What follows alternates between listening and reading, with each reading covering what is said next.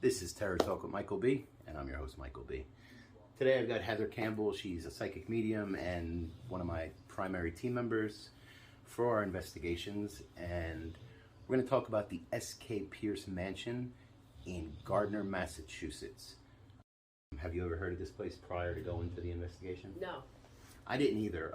Someone on social media wrote to me and basically said that they had been there and that there was a really evil entity trying to push them down the stairs. So that sparked my interest because I want to be pushed down the stairs. So that's when I found out about it.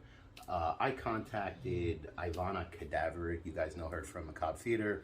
We do some stuff with her. I talked to her about it, and she thought it was a good idea that we go out there and try to see what we can find, which, you know, we'll get into that. But so we went out there, we took our team, we took a bunch of cameras, we invited some people to come along so that we could get some, novice people or people that aren't us and don't know what they're looking for. And, we went and had an experience. On the way down there, were you feeling anything like as we were driving, or were you thinking about it at all? I wasn't really feeling anything. I was trying not to until we get there. Right. But usually if it's something that is a lot of energy or a very negative energy, I will feel some type of uneasy feeling, but right. I didn't get any of that. Same. When I was doing, when we did the George, which episode was that? The Possession on Chelsea. When we went there for that. Driving there, I was feeling it and trying to fight it off. Same. Okay. Driving to this place, I wasn't feeling anything. I felt like I was going on vacation. Yeah. Now I should explain, the mansion, you can look it up online. I'm not going to go into all the history. You can just go to the S.K. Pierce Mansion and you can read all about it. When I contacted them, I talked to them, I told them I wanted to go there, I wanted to film, I wanted to do an investigation, and they gave me a pretty decent block of time from evening till early morning. The woman there, basically she tells you what has happened in the past and what other people have felt and things, and stories and pictures, and she has it all.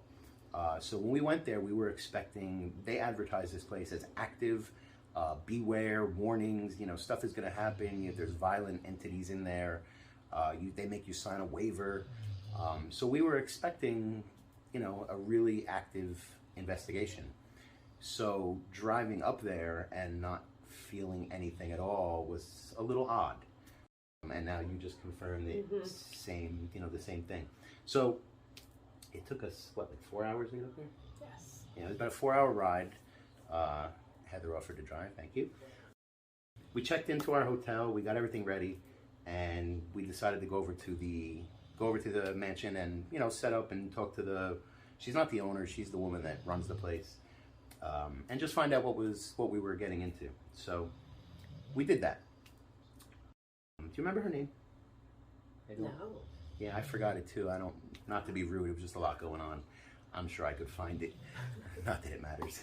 She's the only one there if you call. So what she does is she takes you into each room. And each room you go into, she tells you the story, she tells you the history of the room, and then she tells you what has happened, what she sees, what everyone sees in that room. And she does this through, 10, 11, 13 rooms. There's 3 floors to this place.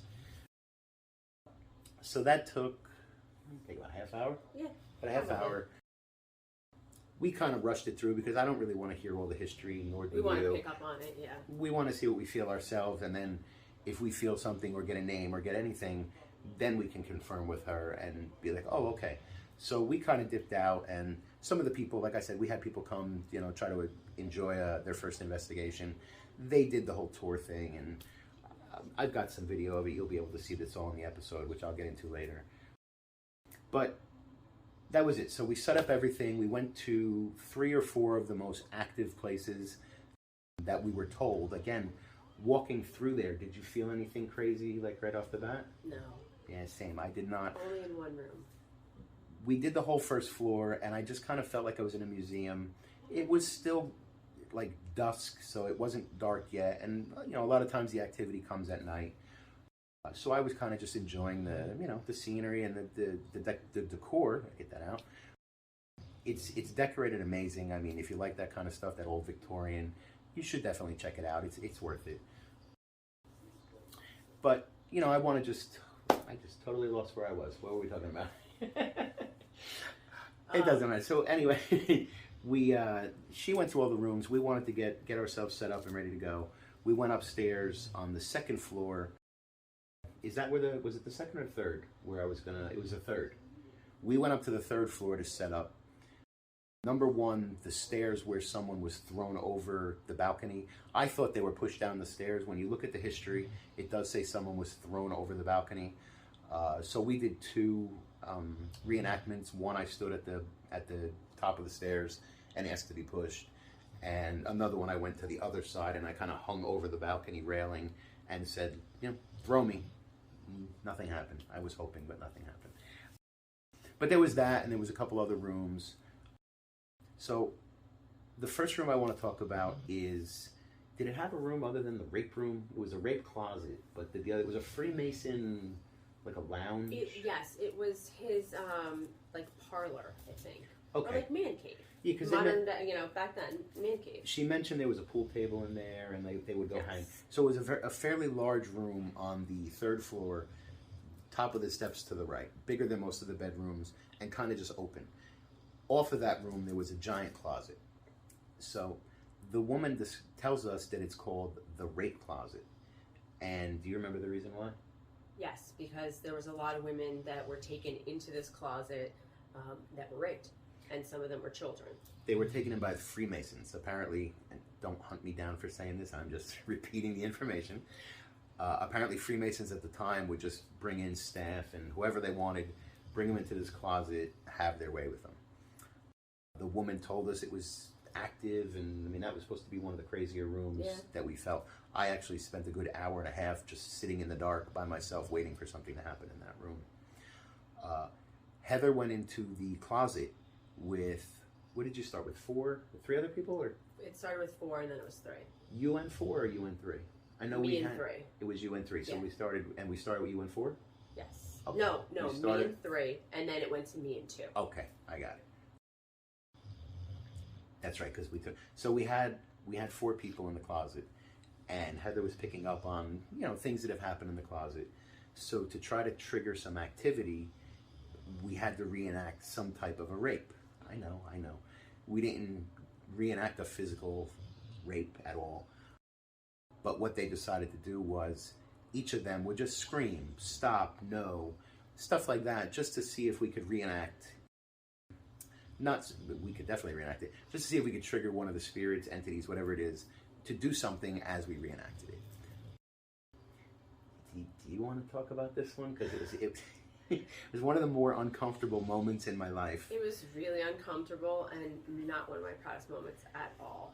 Yeah, so Heather starts, no, stop. One of the other women that was with us, Crystal, she's no, this is not. But the woman, and again, we got to get her name. I can't remember her name. The woman from the mansion. It was like an Emmy Award-winning performance. She was, I don't approve. This is wrong. It made me uncomfortable. I would have reacted. I was uncomfortable. But did anything happen? No. The energy really didn't change. In the room, nothing happened. Outside in the hallway, I had Mike, one of my camera guys. He was watching the spirit box that I had running the whole time. I did not know this at the time, nor did she. While they were in there saying, stop, no, I don't approve, a voice came over the box. I believe he described it as a whisper and said, stop. So that, we didn't know that at the time, but it did happen. And we have a clip of that, so you'll be able to see that as well. When I was at the top of the stairs, did you feel anything lurking around me or trying to push me? Or No, not at all. Again, we're not trying to make this boring for you. We're telling you exactly what happened. Again, we did have stuff happen, and I do have that for you guys to watch. Not here, you're going to have to wait for the episode. But the reason I'm doing this podcast this way is we paid a lot of money to go out there. And I wouldn't have paid that much money if it was presented to me as, just a normal place and there's some activity. This was presented to me as like, are you sure you want to come? Be careful, this, 3 days ago, this happened and all. So I feel like maybe they kind of oversold it a little bit. So that's the only reason why we're telling you all the stuff that didn't happen. There is activity there. If you're a beginner investigator, and you're looking for a really nice place, visually and with activity, you'll have fun here. For something like us, I need to see heads spinning and stuff like that. But I shall continue. There was a bathtub at the top of that hallway as well. And I don't remember the story. I remember they asked me to lay in the tub and pretend, it was suicide? Suicide. Someone killed themselves in the tub. And do you remember who it was? Was it a chamber with somebody that worked there? Or was I think it was a servant, okay. Yeah. So apparently there's a tub there and someone committed suicide, cut themselves in the tub. So I got in the tub and I pretended to do that and lay there to try to, trigger something. I did feel something in the tub. I picked up on the energy of the death, but nothing happened that I was aware of. Yeah, so again, now if you're in there and you got your EMF reader, you're gonna pick up a lot of activity. When I had the thermal imaging camera and I would scroll, as soon as I would get to the door of a room, the entire room and outside the room would go red. Now, if you've ever seen thermal imaging, red is gonna be the heat signature, everything else would be ice cold. And it was every single room I would get to just red and no heat and baseboard heatings. You would just see a little line of red at the bottom. This was entire rooms. So there is activity there. Please don't get me wrong. Just weighing how it was presented. Aside from the ending as we were leaving, you want to talk about anything else that may have happened that I'm just not thinking about or forgot about?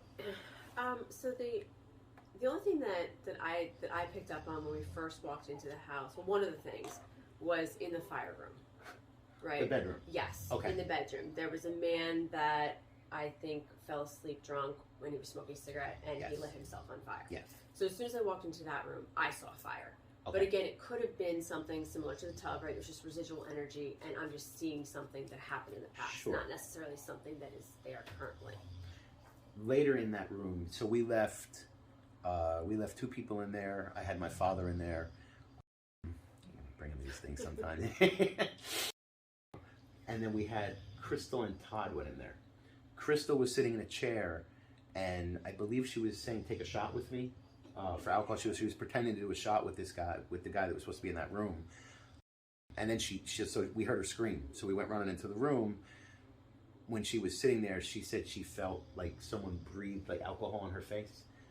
She smelled it. And she smelled it. Yeah. So that was, we got there late, but there was like 3 or 4 of them in the room to confirm that happened. The basement. Do you remember anything happening in the basement? No. She showed us the windows where there apparently was a huge apparition. There was. But I didn't see anything. I didn't really feel anything too dark or heavy or demonic down there. It's possible that, so before we go into an investigation, we protect ourselves with a white light of protection. And I may have amplified mine a little more in anticipation for this place. I'm wondering if maybe we put a little too much on there. We could have been walking through like the thickest energy and like not knowing it. That's definitely a possibility. Again, I brought someone like my father he's not even a believer. So if something pops out, he's leaving. Yeah. Okay, so, and he didn't feel anything. So, but in the basement where there was a corner and they have a photo of what looks like a 7-foot, it looks like the Slender Man, big, tall, hat guy. So we put some people down there and they were having an interaction with the voice box about some stuff down there. Honestly, I haven't reviewed that footage yet. There's so much to go through. But so the basement, again, there was activity. I'm not trying to discredit this house. There was plenty of activity. Absolutely. I expect to see demons coming out of the floor and pulling me into hell, and that's why I go to these things. So, aside, I just want to make sure, before I talk about the last thing, because we did actually catch something really good on camera, which was right before we left.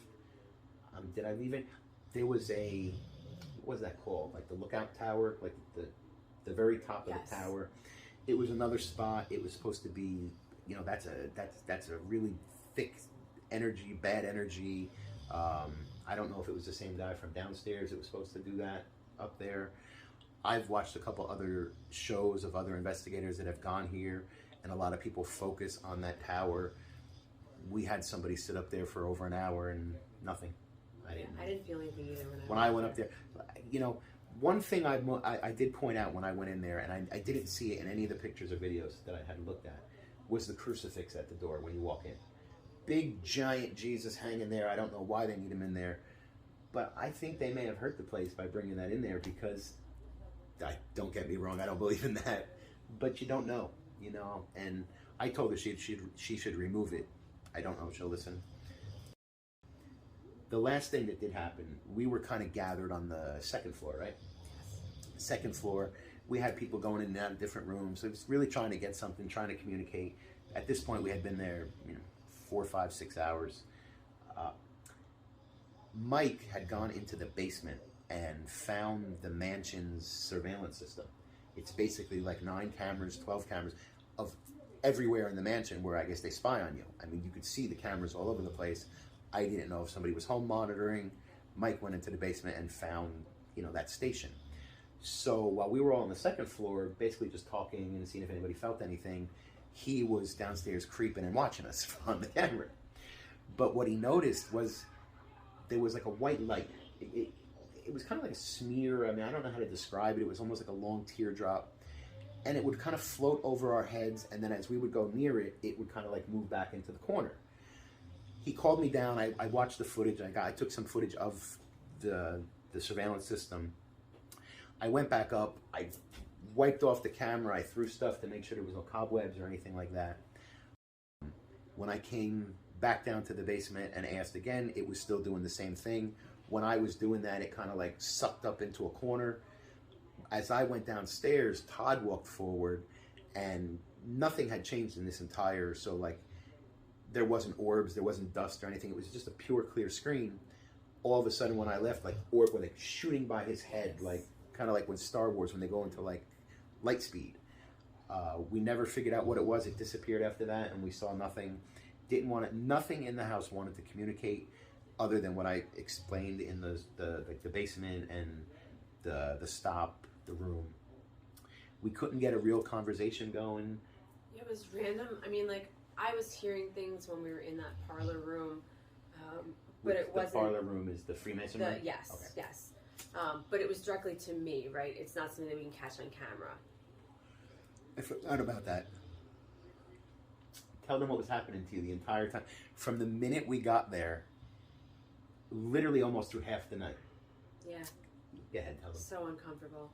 I had someone tell me that, like, to go into that room, like, you're beautiful, go into that room. Like, kind of, like, hitting on me. And I've never had a spirit do that before, and that was extremely uncomfortable. And I just kept saying, no, leave me alone. Or what else do you want to communicate, right? Like, what do you want me to say? What message? And that was the only thing that he was kind of doing, was that kind of banter. Other than that, it wasn't anything useful for us on camera. But there was one thing that happened when you were downstairs looking at the monitor. I went into, it was the 2 conjoining rooms where I think it was the children's rooms. Okay. And I went in there and I kind of sat in the bed and I asked if anyone wanted to play. Okay. And I walked through the room and I stayed there for a little while. Nothing happened. So then I went back around in the hallway, and this is when it was happening with Todd in the hallway. Okay. And the door shut. I remember you mentioned that. And Todd was right there when the door shut. Okay. And then I was like, oh, maybe I cracked it open. It shut it all the way. So I went back, I opened it, and I shut it to make sure it was locked. And then Todd and I kind of stepped back, and we were seeing if the floorboards could move it, just trying to debunk it, see if it was anything that we did by accident. Sure. And we couldn't find anything, and then the door opened again.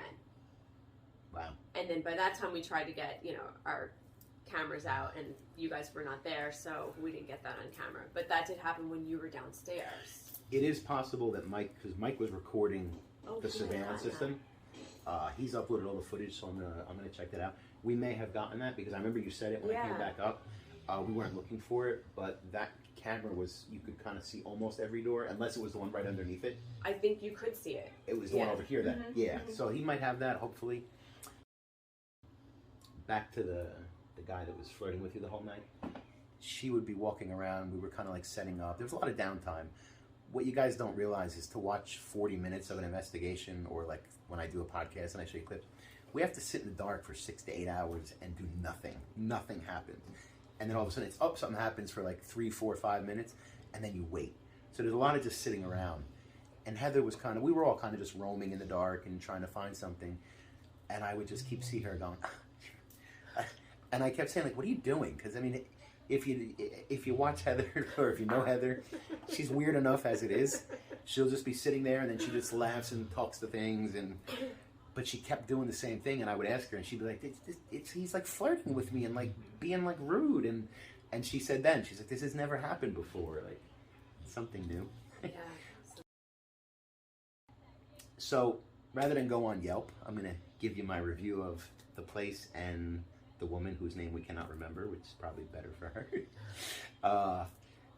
The mansion, it's a great place to go. If you're ever in Massachusetts, you're in Gardner, you want to check it out. They do tours all through the day. I think they're hour tours for like $25 or something like that. And they let you take pictures. You can bring your investigation stuff. You can contact them if you want to rent out a block like we did. You'd have to talk to her about the pricing. You know, I had a lot of people, so it kind of worked out. But now I'd like to talk about the unnamed woman and what she did throughout the evening that I was not a fan of. We would be in a room and we would sit there for 15, 20 minutes trying to reenact something, or either just waiting or watching equipment. I brought a lot of equipment with us. She would come in and she would sit in the corner and kind of just, participate. And then when nothing was happening, she would, did you see that? No way, I can't do this. And then she would leave. After the third time, I started hearing fake, fake, fake in my head. So I went to Heather and I'm like, are you catching like what's happening here? When nothing happened, she comes in, she stirs a little like, what was that? And she leaves scared. Not trying to call her a liar, but the higher powers are saying that might have been a little, try to make things a little more than they were. I didn't appreciate that. I didn't want her to sit in the kitchen all evening, which is why I told her to come up and, participate. Plus, she knows things, so I would expect that she would know the hot areas and stuff like that. But to come up and just, what was that? And then leave, I didn't need it. Not being mean, you guys know how I feel. I say what I feel. I just could have done without the constant, what's that? Is there some, did you see that? Did you hear that? Yeah, that was it. Aside from that, she was an amazing host. She was very sweet. I just have to be honest about what happened at that investigation. When you see the episode, please don't say, oh, nothing happened, I'm not going to watch it. Stuff did happen. Again, we're just saying that, like, I have no scratches, I wasn't burned, these are the things I enjoy. I bring her to talk to them while they pick on me. But it was a good investigation. You'll see we've got a lot of spirit box stuff. We have the reaction from the closet. We do have a lot of footage of that orb thing at the end of the evening. So it's going to be really good. What I'll explain to you now is we're going to Ivana Cadaver. She's host of Macabre Theater on the YTA network. As I mentioned earlier, we do a lot of work with her. She's going to wrap this, present it to her audience as like a Halloween special. You'll be able to see it not on my YouTube channel as normal. This one's going to actually go on Amazon Prime. I'll release the date when it's going to be out. Probably about a month or so it's going to take for me to edit and for us to get it out there. So, subscribe, like if you haven't already. If you're listening on one of your favorite podcast platforms, hit me as a favorite and check back. I'll do a special announcement to let you guys know when the episode's available. Aside from that, do you have anything else you want to end with the mansion? I have a little surprise for her. I want to ask her something that I'm also a big conspiracy theorist. Surprised I haven't started my own podcast just on that yet. That's because there's too many. But I want to ask her something, obviously psychic medium. The thing I want to ask her could be her specialty, so I want to see what she says. But about the mansion, anything you want to finish up with? Give me a minute to smoke real quick here. No, I think you pretty much covered it. It was a beautiful home, and I just wish there was more activity like it was advertised. It was a little disappointing, for sure. But all in all, it was a good investigation, right? We did pick up some stuff. We did have a good time. We had some new people. So it was a win. It just not as big a win as we wanted. One of the things we forgot to mention, which she kind of made it into like a big thing. And then when I got there, it was like, oh, yeah, where's the tunnel? Remember the tunnel under the front steps that goes across the street?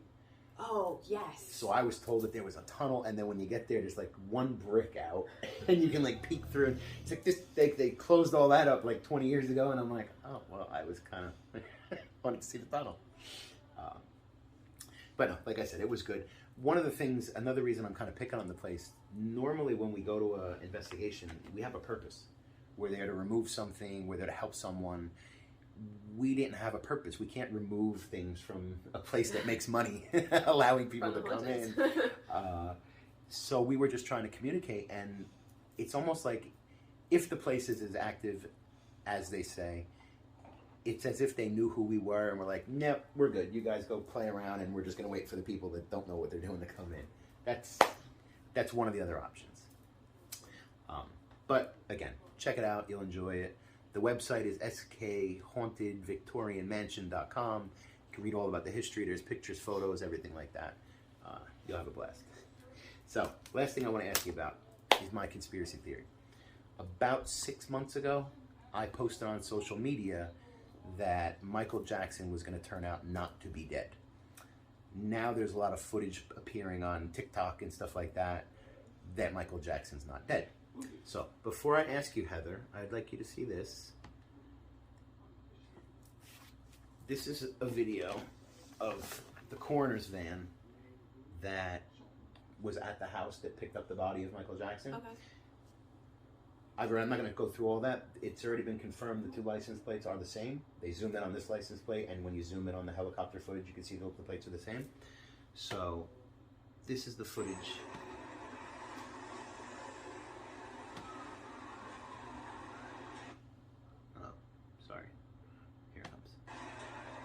So that's the coroner van. It pulls up to a door. Now, obviously, somebody's sneaking this footage from behind a fence somewhere. Mm-hmm. Watch. They open up the back.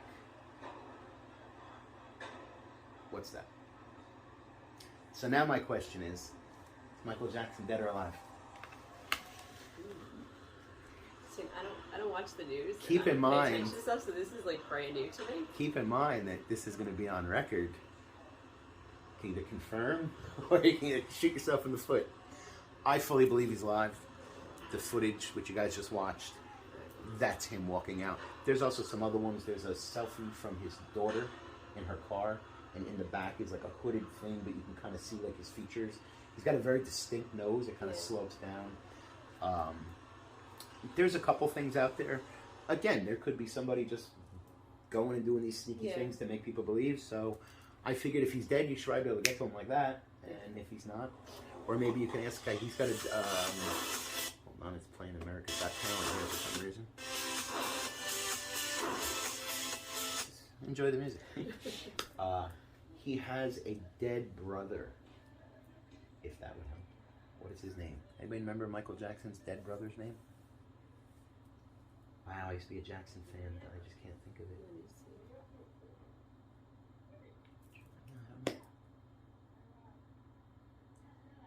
So she's not sleeping. She's going to try to call on.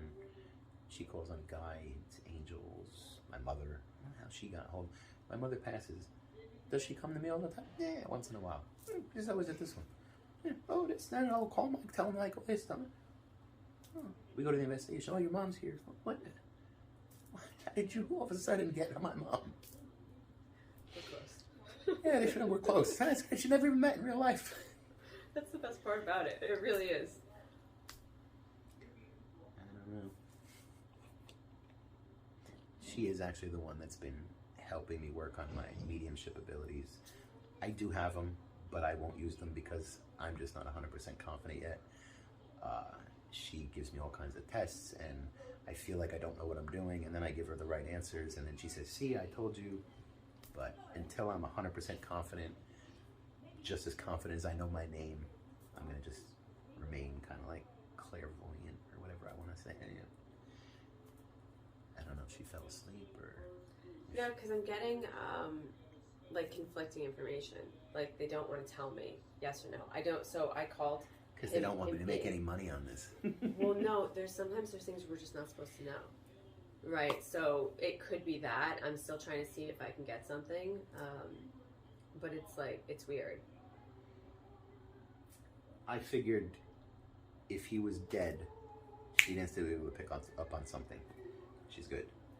The fact that you're not getting anything could lead me to believe, kind of like when we go to the casino and try to pick the winning slot machines, they're kind of like, nope. One thing that I've noticed is I cannot make a slot machine hit. I can't pick one and say, okay. But if I'm walking and one is about to hit, that one glows brighter or stands out. It just looks like I can't not see it as I walk. And I've stopped a billion times and it always wins. And so I've proven that happens. But a lot of times I just wander around and nothing is showing. And I brought her on my birthday to see if she could be like, that one, that one, that one, that one. She was more useless than me.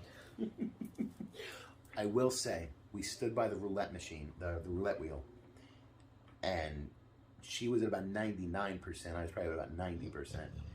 We should have played, but I was like, but I think with the numbers, it's a little easier than the slot machines, because I think the slot machines are literally just random computer. Yeah. But maybe with the wheel, and maybe they can see it before. I don't know how that works. Well, but we had visions of different numbers that came up. Yeah. Before we went. Right.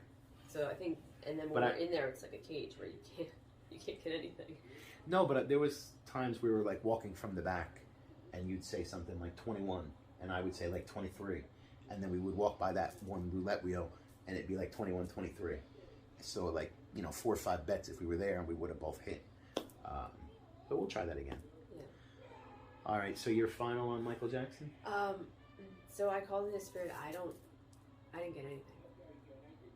Right. So and I'm not getting a.